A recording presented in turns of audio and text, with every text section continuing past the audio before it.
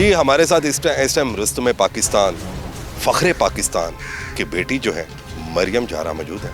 इनसे हम जानते हैं कि झारे पहलवान के मुतालिक ज़िंदगी के और जो वाक़यात जो हैं इनसे जानते हैं और उनकी फौतगी के बाद किस तरह ये सर्वाइव करती हैं सारा कुछ। और टिल अभी तक, क्योंकि इन्होंने गवर्नमेंट ऑफ पाकिस्तान से मुतअद्दिद बार फरियाद भी की और अपनी असल कहानी जो थी वो भी इन्होंने नोट भी करवाने की कोशिश की, लेकिन अभी तक इम्प्लीमेंट क्यों नहीं हुआ?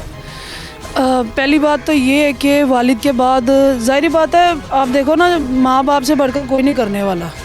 बाप होगा सिर पे तो हर चीज़ होती है। इतना कोई बाप का हक भी अदा नहीं कर सकता, कोई बाप की जगह ले भी नहीं सकता। चाहे हो ताया हो, जितना वो करते हैं वो भी उनका अब एहसान है हम पे।